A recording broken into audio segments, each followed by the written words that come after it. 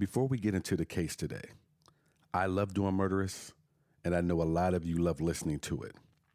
There's now a way for you to help keep the show going and help with production costs through a monthly donation. Just scroll to the bottom of the episode description and click the support link. I really appreciate it. You hear good things. In April of 2023, Kouri Richins sat for an interview about a children's book she had recently published. The book was called Are You With Me? It followed a child trying to understand the death of a father, and its message was that the people we lose do not simply vanish. Their presence remains in the world around us, in memories, in ordinary routines, in the quiet moments when grief makes a person reach for someone who is no longer physically there. Kouri says she created the book with her 3 sons after the sudden death of their father, Eric. She talked about the first holidays without him, the first anniversary, the first birthday, and the challenge of helping young children carry a loss they were too young to fully explain. Working on the book, she said, had given the family something to focus on. It had brought a brilliant little piece of something to her and the boys. The image presented to the public was easy to understand. A mother trying to turn private devastation into something useful. A widow finding language for children whose father would never come home. A woman taking the worst thing that had happened to her family and attempting to make sure some comfort came from it. But by the time Kouri was telling that story, investigators had been working on another one for more than a year. In their version, Eric's death was not a sudden tragedy that Kouri and the boys had been forced to survive. It was the result of a plan. They were examining millions of dollars in debt. Life insurance policies Eric may not have even known existed. Forged documents, a secret affair, deleted communications, odd phone activity, and a series of alleged drug purchases that began only weeks before Eric died with a massive amount of fentanyl inside of his body. The public saw a grieving widow who had written a book to help her sons. Prosecutors believed they were looking at the woman who had deliberately made those sons fatherless. Weeks after the interview, Kouri Richins was arrested. Nearly 3 years later, a jury would be asked to choose between 2 fundamentally different explanations of the same marriage, the same evidence, and the same night. The book asked grieving children whether the father they had lost was still with them. The state of Utah was preparing to ask a different question. Who had taken him away?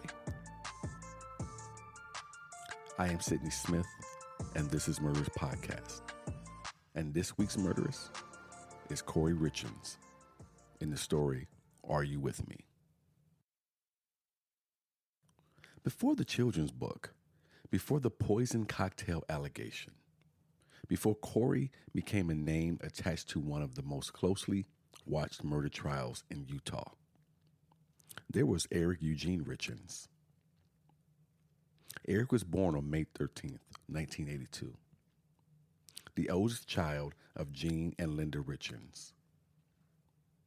His family described him as someone shaped early by ranch work, responsibility, and the expectation that if something needed to be done, you did it. He grew up around cattle and horses, hauling hay, feeding animals, repairing fences, and learning the kind of physical work that does not care whether you are tired or whether the weather is cooperating. He was athletic. He ran cross country. He played basketball, baseball, and soccer. And as an adult, sports became one of the ways he connected with his boys. He coached or assisted with their teams and reportedly pushed them to play hard and give everything they had.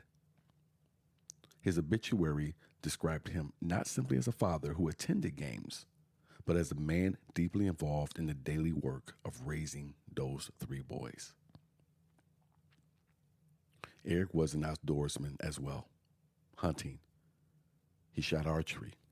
He kept animals, rode four-wheelers, and snowmobiles. And getting into this part of who he was kind of took me back to my own brothers and friends that we had growing up back in Michigan. Growing up pretty much the same way that it sounds like Eric grew up. And he had apparently a talent for turning motorized recreation into a call for assistance. His family joked about the number of vehicles he rode, the collisions he survived, and the many stitches he collected. One story in his obituary involved him showing up to a family dinner missing his socks and the sleeves from his shirt after an emergency bathroom stop. Those details matter because they make him recognizable. Eric was not a perfect marble figure created after death. He was loud, physical, funny, reckless on occasion, and the kind of person whose family could tell stories about him before anyone would even ask. He served a 2-year mission for the Church of Jesus Christ of Latter-day Saints in Mexico and learned to speak Spanish fluently. He earned his bachelor's degree at the University of Utah in International Studies with a minor in Spanish. He built a successful masonry company from the ground up. And the people who knew him described someone who was as interested in relationships as he was in contracts. He helped friends start their own business, tried to find better opportunities for his employees, and he supported causes without looking for public recognition. The consistent portrait was of a man who liked motion, work, sports, hunting, coaching, just helping. Eric's world did not sound quiet, and it did not sound small. At the center of it was his 3 sons. When Eric died, the boys were all younger than 10.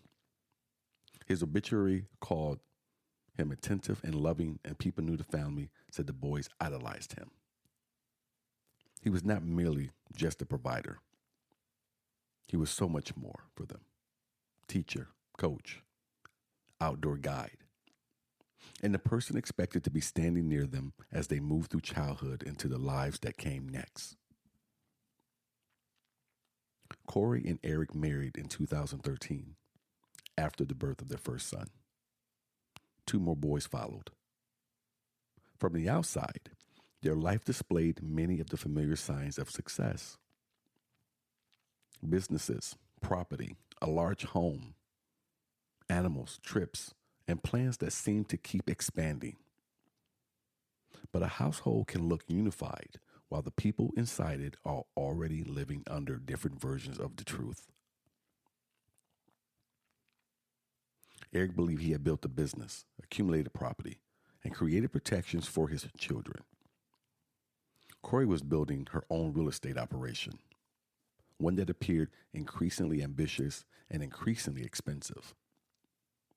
Their marriage had not formally ended, but money had already begun moving in ways Eric did not understand and had not approved. He built his life around businesses he understood, property he believed he controlled, and a family he believed he was protecting. Inside his marriage, all 3 had already begun slipping away from him. Years later, while Kouri awaited trial, prosecutors introduced a handwritten account she had created about her life. In Kouri's version, childhood was defined by instability. Her father was an alcoholic who went to prison after a drunk driving crash killed a police officer. Her mother struggled with compulsive gambling. Homes were lost. Cars were repossessed. and money disappeared. Kouri wrote that she learned early not to trust adults who were supposed to create security. She described adulthood as a search for the stable family she had not known. College, a baby, marriage, another child, graduate school, and a career. Each became the next thing she hoped would make her feel secure. That account did not excuse anything that followed, and it did not prove the state's interpretation of her personality. But it explained the argument prosecutors chose to make. They described Kouri as intensely ambitious and heavily invested in appearing affluent and successful. Kouri's own version was less calculated. She kept chasing the next milestone because she believed happiness was always one achievement away. She found one version of that life with Eric.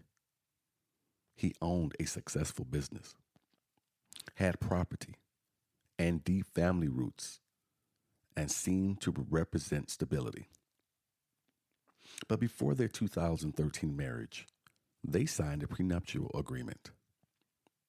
In general, each spouse surrendered claims to the other's property. Divorce would not automatically give Kouri a large share of his assets.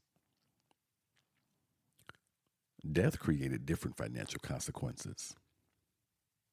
That distinction became central to the prosecution's theory. Brad Bloodworth put it bluntly. Kouri wanted to leave Eric, but she did not want to leave his money. In 2019, Kouri began flipping houses. Real estate can create the appearance of wealth long before it produces actual wealth. Properties, renovations, lenders, and large checks can look like expansion, while expensive debt quietly turns every new project into a race to cover the last one.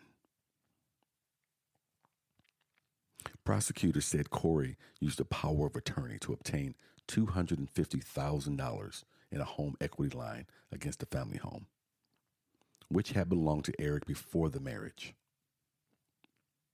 Eric did not authorize it, as they said. They also alleged that money intended for taxes connected to his masonry business was diverted, and the taxes were never paid. By September 2020, Eric had reportedly discovered that home equity debt, unpaid taxes, more than $30,000 charged on his credit, and at least $100,000 withdrawn from his bank accounts. His wife, Kouri, promised to repay him. Eric spoke with a divorce lawyer and an estate planning attorney. He did not file for divorce. Instead, he changed what would happen if he died. Which, just to take another quick break, I don't quite understand the thought process here of Eric, that if you felt the need to change what would happen if you died, there must have been some fear, some concern that maybe it would not be a natural death. And this is me making some type of assumption here, I know. But why not just divorce her if you felt that way? This is the part in the research that kind of caught my eye. And he's not the first person that we've covered who did something along these lines. So this isn't the first time that many of the folks in the quiet jury who've been around for a while have heard me make this comment. But I just don't understand the thinking of Eric's here. But he did. He went ahead and he changed what would happen if he died. And Eric created a trust placing his sister, Katie Benson, in control of his estate for the benefit of the boys. Kouri apparently did not know she had been removed from the position she expected to occupy. Meanwhile, her business kept expanding. More properties meant more loans, interest, fees, and pressure to close the next deal. By the end of 2021, her business account was reportedly overdrawn by more than $22,000. A forensic accountant testified that the enterprise was collapsing. The day after Eric died, the accountant calculated Kouri's net worth at negative $1.6 million. Boy, was she in a hole. There was also life insurance. Trial testimony placed the total coverage on Eric at approximately $2.2 million. Prosecutors alleged that Kouri purchased several policies without his knowledge and forged his signature on at least one application. A $100,000 policy went into effect on February 4, 2022. 10 days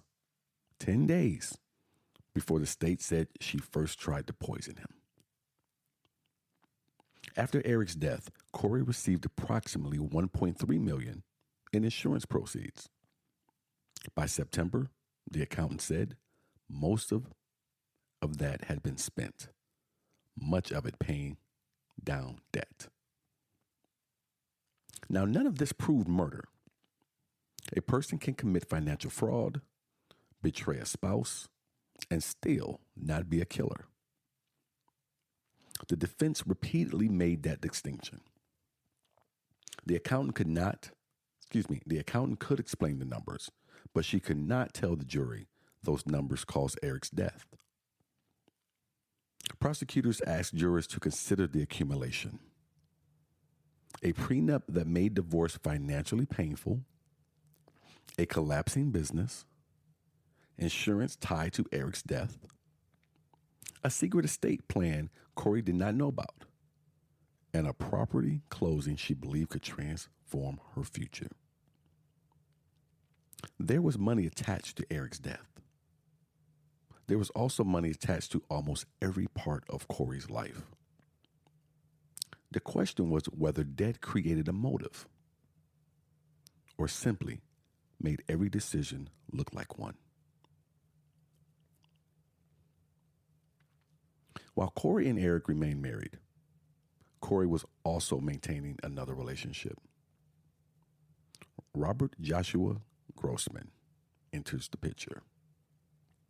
He had met Kouri years earlier in South Carolina, where she was renovating a house, and he responded to an advertisement for help.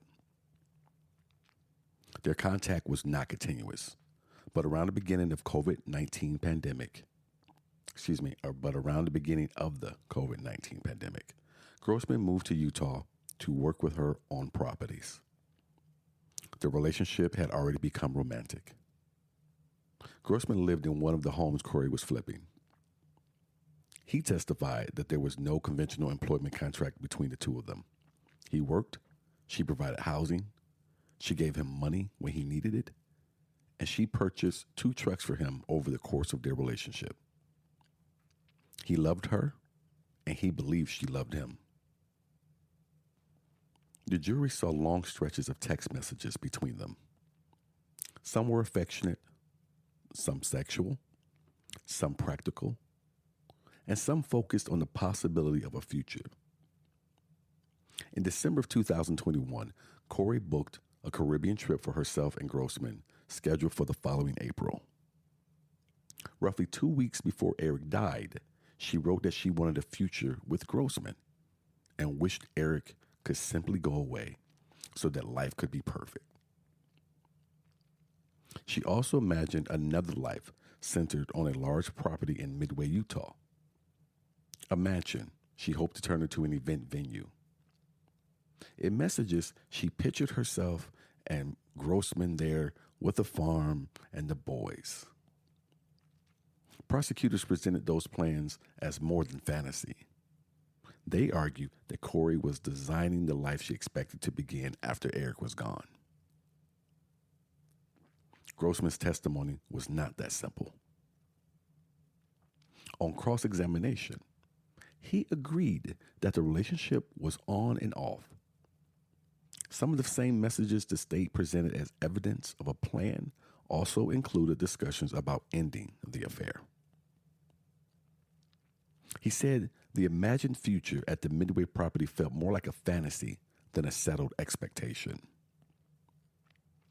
That trip she booked, the one to the Caribbean, it never happened. He could not look back and say with any type of certainty that every romantic statement represented an actual plan. Still, the timing was difficult to ignore. On March 2nd, 2022, Kouri told him she was about to close the biggest real estate deal of her career. They planned to meet on Friday morning, March 4th, for brunch and mimosas to celebrate. On the evening of March 3rd, he sent her a romantic image with the words, "Love you." And hours later, Eric was dead. Kouri and Grossman continued seeing each other for a period after Eric's death. About a month later, she texts that she thought she might want Grossman to become her husband one day. Eventually, the relationship ended. Grossman said things changed after her husband died. It was Kouri who ultimately ended the affair. And by the time he testified, it was the first time he had seen her in years. One conversation became especially important in court. Roughly 10 days to 2 weeks after Eric died, Kouri and Grossman drove into the mountains and talked for hours. They discussed her husband who had died, the boys, God, bow hunting, death, and what Grossman described as supernatural experiences. At one point, Kouri asked whether he had ever killed anyone while serving in Iraq and how it made him feel. To prosecutors, the question sounded revealing. A woman asking about the emotional aftermath of killing soon after her husband's death?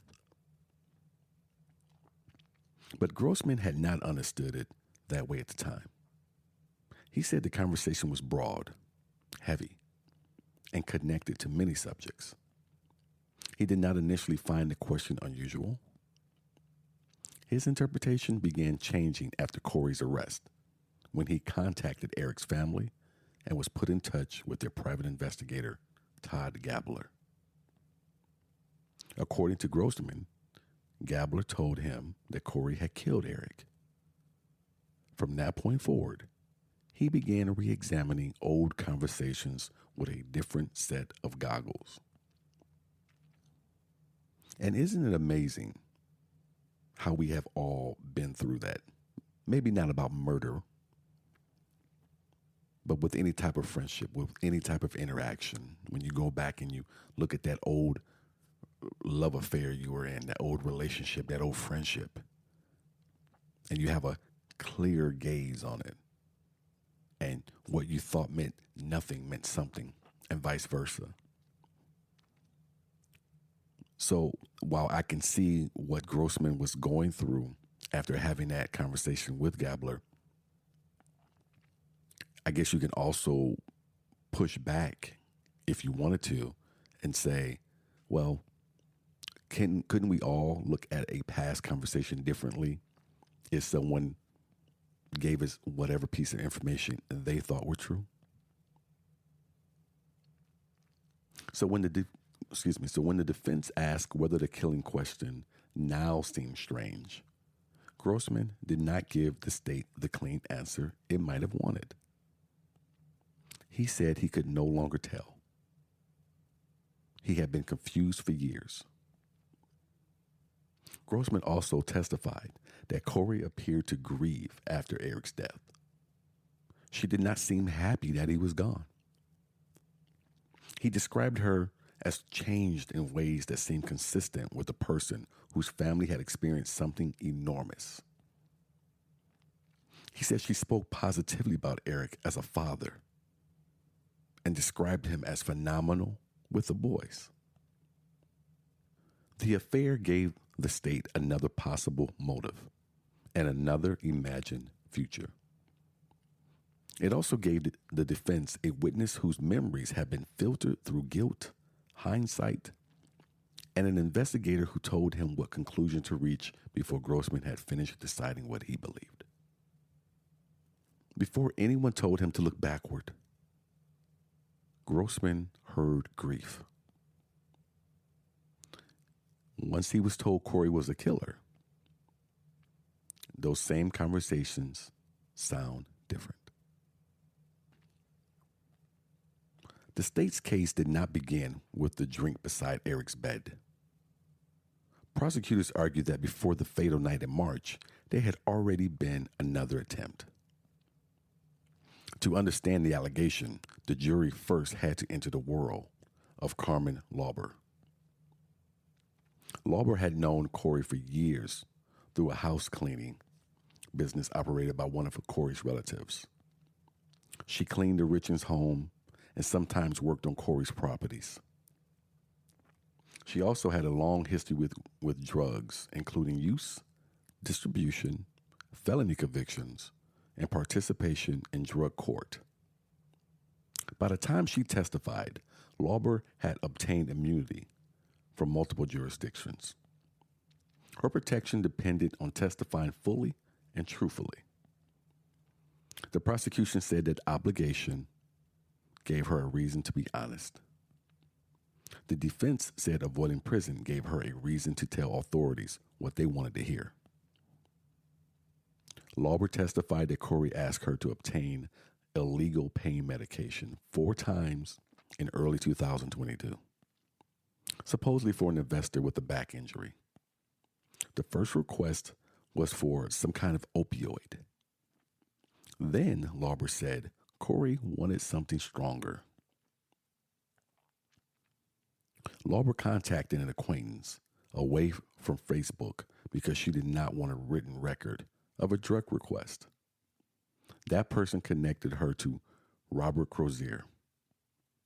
According to Lauber, Crozier said he could obtain pills containing fentanyl. She passed that information to Kouri, who told her to go ahead. On February 11th, Lauber said Kouri directed her to a small Midway property where $1,000 had been left inside. Lauber found the money, traveled to a Maverick gas station in Draper, and met Crozier.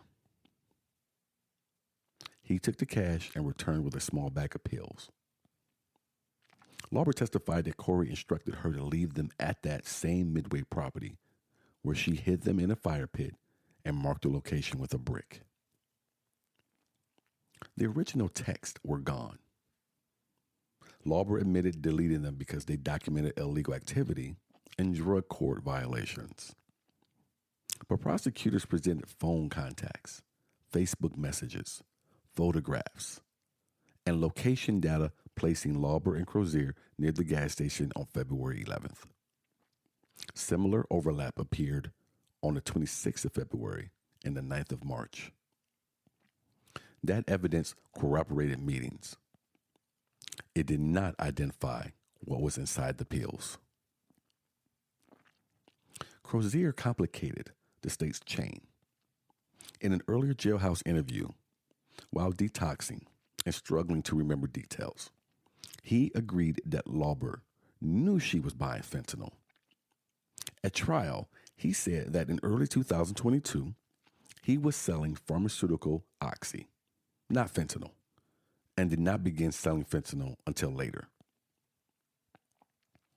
The prosecution argued that illicit pills often contain substances sellers and buyers did not fully understand, and that the surrounding evidence supported Lauber. The defense said that the only witness who claimed fentanyl reached Kouri was an immunized drug dealer with deleted messages, changing details, and admitted lies in her own court case. 3 days after the first alleged fentanyl purchase, on Valentine's Day, Eric became violently ill. According to witnesses and court filings, Kouri left him a sandwich with a love note. Shortly after eating it, Eric broke out in hives and struggled to breathe. He used one of his children's EpiPens and survived. No toxicology test was performed. No laboratory result established what was in the sandwich or whether his reaction came from fentanyl, another drug, an allergen, or something else. The attempted murder allegation relied on the timing of the alleged drug purchase and what Eric reportedly said afterward. Eric told at least one person that he believed Kouri was trying to poison him. That statement became haunting after his death. It was still a statement of suspicion, not proof. The jury had to decide whether Valentine's Day was a first attempt or an unexplained illness that later fitted into the murder theory. About 2 weeks later, Lauber contacted Crozier again. The state said she was acting for Kouri and seeking more pills. Location data placed their phones near the Draper gas station on the 26th of February. 6 days later, Eric was dead. March 3rd, 2022 was supposed to be a major day for Kouri's business. She was closing on the large Midway property she believed could become the centerpiece of her real estate operation and perhaps justify years of borrowing and risk.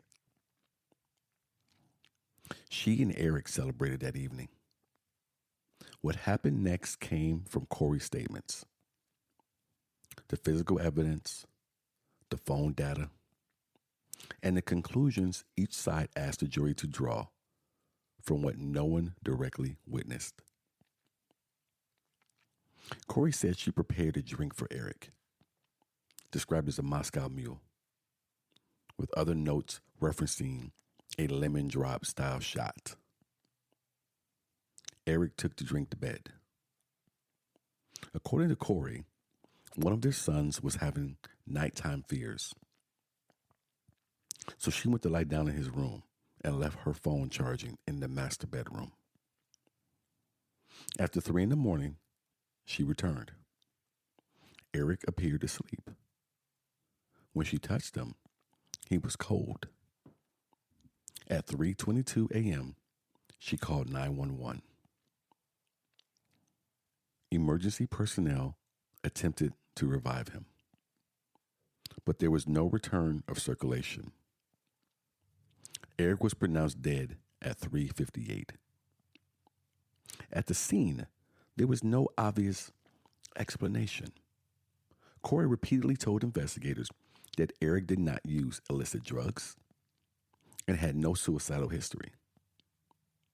No fentanyl, paraphernalia, syringe, pipe, or clear means of self-administration was found near the bed. Forensic pathologist Dr. Pamela Ulmer performed the autopsy the next morning. Eric had rib fractures consistent with CPR. Early coronary narrowing that did not explain his death. No heart attack, no fatal injury, and no documented injection sites. His lungs showed pulmonary edema and foaming consistent with opioid intoxication. Toxicology explained what stopped his breathing. Eric's blood contained approximately 15 nanograms per milliliter of fentanyl. His gastric contents contained approximately 20,000 nanograms per milliliter. The amount in his stomach strongly suggested oral ingestion. And fentanyl supported exposure to illicitly manufactured rather than medical grade fentanyl. But the doctors could not identify the exact vehicle. They could not say whether the fentanyl was in the Moscow Mule, the shot, food, or something else. They could not determine precisely when Eric consumed it or whether fentanyl and quatapine, another drug in his system, were taken together. The cause of death was fentanyl intoxication. The manner of death was undetermined. That distinction became central. Cause answers what medically killed a person. Manner summarizes the circumstances. Natural, accident, suicide, homicide, or undetermined. Former Chief Medical Examiner Dr. Eric Richins explained that suicide was not the real uncertainty. The office could not choose between accident and homicide because pathology could not reveal how the fentanyl entered Eric's body, whether he knew he was consuming it or whether someone gave it to him secretly. For the defense, this was genuine forensic uncertainty. The medical examiner had not ruled the death a homicide. An accident remained a possibility the office could not exclude. The prosecution answered that medical examiners do not decide criminal responsibility. Their inability to identify the administrator did not erase financial evidence, witnesses, digital records, opportunity, or an alleged earlier attempt. Then there was Kouri's phone. She said it remained in the bedroom while she slept with her son. Digital analysis showed it was locked at 9:32 p.m. and remained locked until 3:06 a.m., but moved around 10:30 p.m. and again shortly after 3:08. It was unlocked 6 times in the 15 minutes before the 911 call. The state treated that as a contradiction and suggested Kouri spend time deleting messages or preparing before calling for help. The defense offered ordinary possibilities: waking, checking the phone, walking to the bathroom or kitchen, returning to bed, and taking time to understand that a spouse who appeared asleep was dead. The phone documented movement, not intent. Messages around Eric's death had also been deleted. The defense noted that Kouri had been having an affair and buying illegal pills. She had reasons to erase communications without those deletions proving murder. Later searches concerning fentanyl, poisoning, insurance, deleted messages, and prisons occurred after Kouri knew Eric had died from fentanyl and knew she was under investigation. The state called them consciousness of guilt. The defense argued that an innocent suspect might search the drug, the investigation, and prison out of fear. The analyst could not say with certainty who typed, every search, or why. The evidence from that night was powerful because so much of it looked suspicious. It was vulnerable because suspicion still required interpretation. The autopsy could say what stopped Eric's breathing. It could not say who put the fentanyl into his body. For more than a year after Eric's death, there was no arrest. Toxicology had transformed a sudden death into a possible poison investigation. But the path from fentanyl in Eric's body to a person responsible for putting it there was not direct. Investigators examined devices, communications, financial records, insurance policies, and those close to the family. By the fall of 2022, according to later testimony, the criminal investigation had largely stalled. At the same time, Eric's family was fighting Kouri in civil court over property and the estate. They hired a private investigator named Todd Gabler. His assignment was not originally the murder case.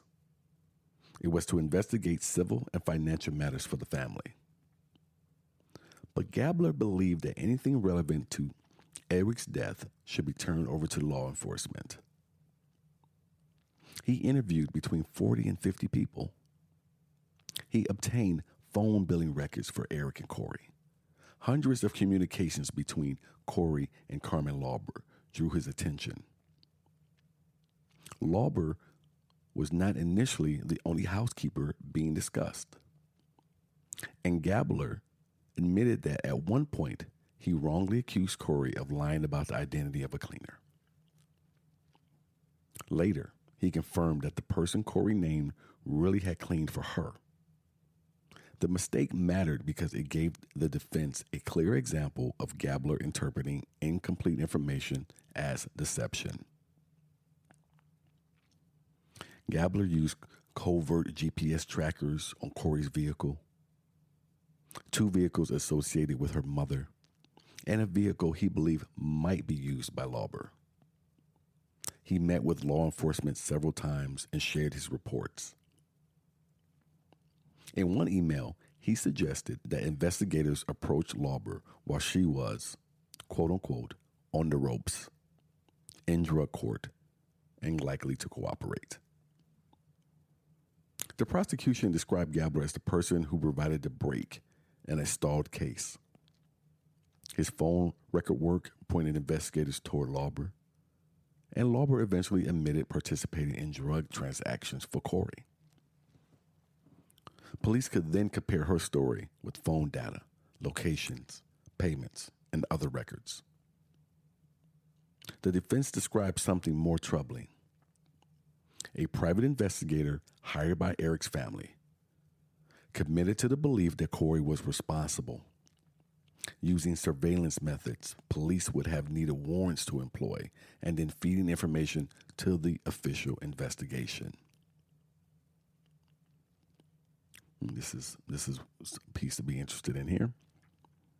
The difference between a private investigator and a police officer became a heated issue in court. This is exactly where my mind was going doing the research of this. Gabler repeatedly emphasized that he was not a state actor. He had permission from the people controlling the property and did not need a search warrant to enter the Richins' home after Kouri's arrest and after law enforcement had completed its own searches. He spent hours inside, sometimes alone. When he found something he considered important, he contacted the police, who could then obtain a warrant and recover it. Defense attorney Kathy Nestor pressed him on that arrangement. Police searched the house, released it, and Gabler later located items they had not found. On 4 or 5 occasions, his discoveries led authorities back. The defense suggested that evidence had moved through the hands of family members and a private investigator before entering police custody, and that Gabler's certainty about Kouri could have shaped what he considered meaningful. Gabler rejected the idea that he was acting as an unofficial police officer. He said he was following the instructions of his civil client, had lawful access, and turned over information rather than directing the criminal case. But his influence was not limited to documents and rooms. Grossman testified that after Kouri's arrest, Gabler told him she had killed Eric. That statement changed the way Grossman interpreted his past. Instead of remembering conversations first and deciding what they meant, he began with Gabler's conclusion and searched backward for moments that might support it. And this is kind of what I was saying to you guys earlier, saying to you, the quiet jury earlier. And I'm glad we're touching on it right now. You know, you can have a memory of something, but if someone introduces a different POV, then when you start to remember other things, it can taint, possibly, how you start to remember. The defense called that confirmation bias. The prosecution called it an investigation uncovering what had previously been hidden. Kouri was arrested on May 8th, 2023, only weeks after promoting her book, Are You With Me? The timing became inseparable from the public fascination with the case. A woman had written and promoted a children's grief book after her husband's death, and authorities were now accusing her of causing it. The book itself was not evidence of murder. A guilty person can write about grief. An innocent person can also hire a ghostwriter, promote a book, and speak publicly about loss. But the image was powerful because the two narratives were so difficult to hold together. Kouri said the project had brought peace to her boys. Trial evidence later indicated that the book had been produced with substantial help from a ghostwriter, even though Kouri publicly described it as something she created with her children. It was dedicated to Eric as a wonderful father. By the time those words reached the public, investigators believe they finally understood how that father had died. Kouri Richins went to trial in February 2026. The jury heard nearly 3 weeks of testimony from roughly 40 witnesses and saw financial records, insurance documents, texts, phone location evidence, internet searches, autopsy filings, recorded interviews, and testimony from people whose credibility was disputed by both sides. The charges were aggravated murder, attempted aggravated murder, 2 counts of insurance fraud, and forgery. Kouri pleaded not guilty and did not testify. After the prosecution rested, the defense called no witnesses. That did not mean there was no defense. Her attorneys had built their case through cross-examination and decided the reasonable doubt they wanted jurors to see was already inside the state's evidence. The prosecution began with motive. Kouri wanted a different life. The state argued, but divorce threatened the money and image she was trying to preserve. Her business was collapsing. The prenup limited what she would receive if she left. Eric had discovered financial activity in his name, consulted lawyers, and changed his estate plan without telling her. His death appeared to open access to insurance proceeds and assets that could rescue her business and finance the future with Grossman, her lover. Prosecutors connected that motive to conduct: the unauthorized home equity loan, diverted tax money, inaccurate financial statements, the forged documents, and the rapid use of insurance proceeds after Eric died. Those acts did not prove poisoning, but the state said they showed how Kouri responded when money stood between her and what she wanted. The means came through Lauber. Kouri allegedly requested increasingly strong street drugs. Lauber's travel and contacts were corroborated by data. Crozier's earlier statement indicated that Lauber knew she was buying fentanyl. The purchases occurred before the Valentine's Day illness and shortly before Eric's death. Opportunity was simple. Kouri was the only other adult in the home. She prepared Eric's drink. Eric had no known history of illicit drug or illicit fentanyl use, and no paraphernalia or outside visitor explained the fatal dose. The state had no eyewitness and no recovered fentanyl. Prosecutors told jurors that poisoners rarely record themselves. Circumstantial evidence could prove a case through accumulation.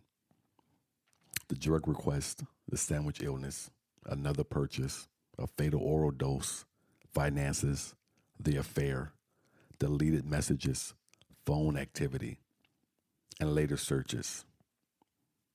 So essentially what the prosecution is asking the jury to do is connect this dot to this dot to this dot to this dot to this dot, and maybe at the end we'll have a picture of a murder. The defense began where the state's pattern became certainty. Kouri's attorney said prosecutors proved financial fraud, infidelity, debt, and reasons to want another life. They did not prove that she gave him the drug.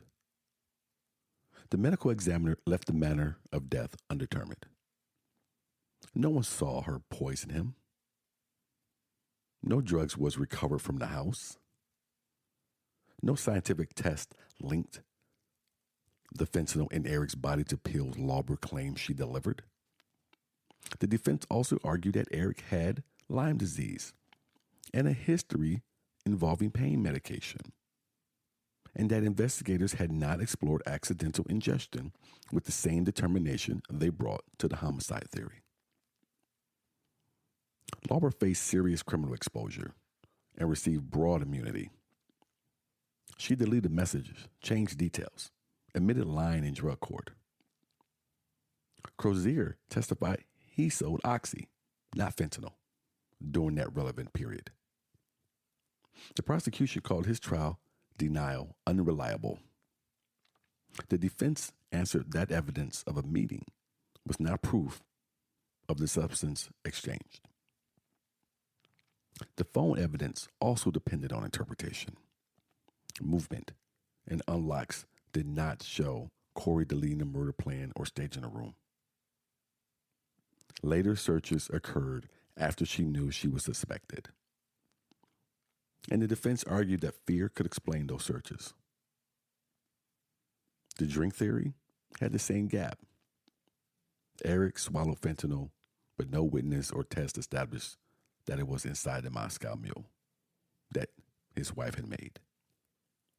The conclusion that she poisoned it came from the surrounding case. The defense also attacked the investigation.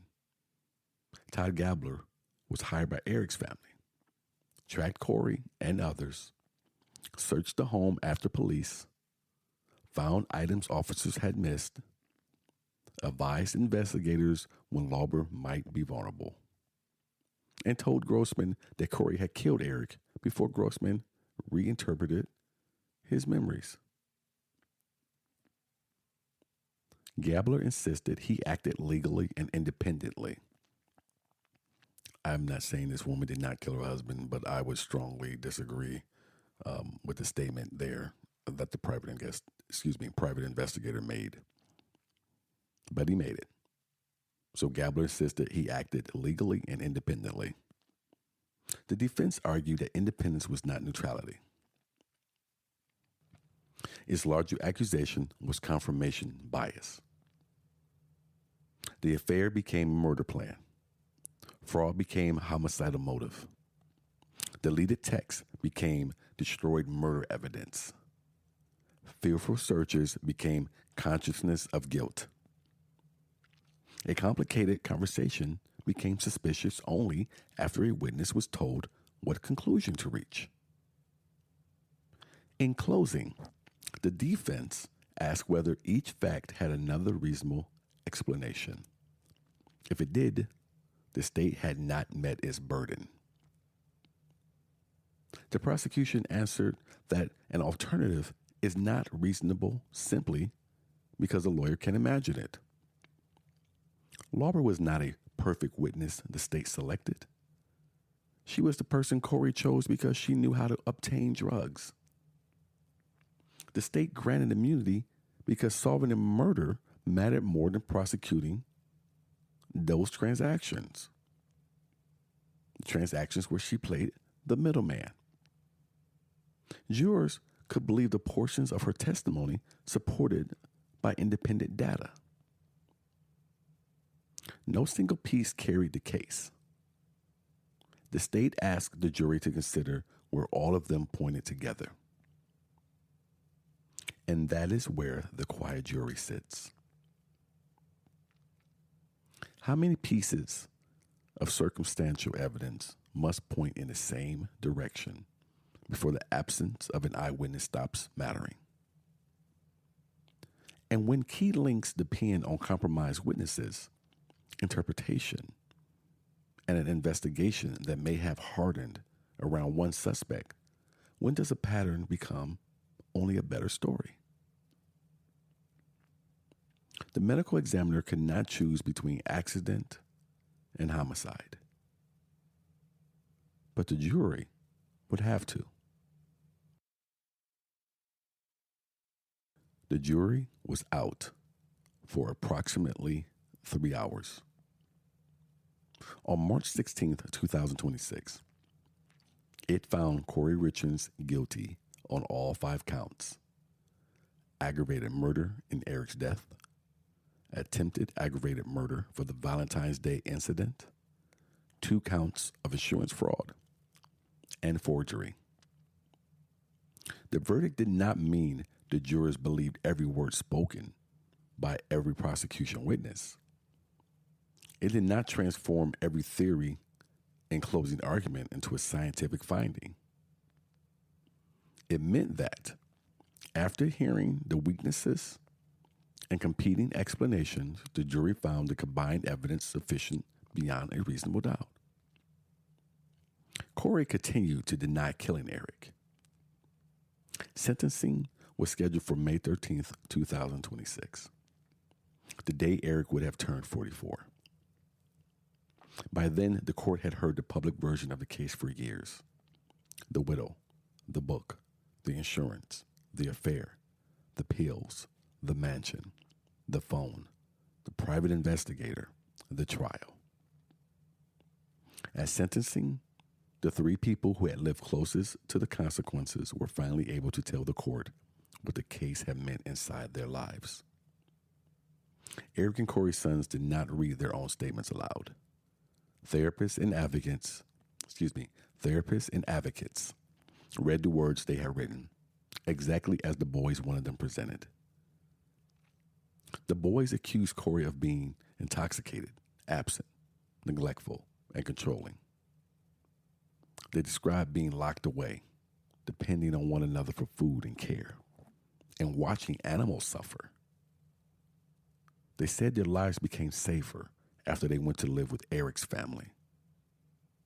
They told the judge that they did not feel Kouri had apologized or accepted responsibility. And all 3 asked for the harshest sentence. Their statements changed the emotional meaning of the proceeding. They were not asking only for punishment on behalf of their father. They were asking for distance from their mother. They believed permanent incarceration was necessary for them to feel protected. The judge sentenced Kouri Richins to life in prison without the possibility of parole. The sentence was more severe than the alternative term that could have allowed parole consideration after 25 years. The son's fear and request for safety were part of a human reality in front of the court. Kouri had once promoted Are You With Me as a way for her children to understand that Eric remained around them. The book promised that a father could still be found in the world after death. At sentencing, the boys described something more concrete. They named every place he would not be. Not on the sideline, not beside them in the car when they learn to drive, not at their birthdays, not at graduation, not waiting at the edge of the next fishing trip.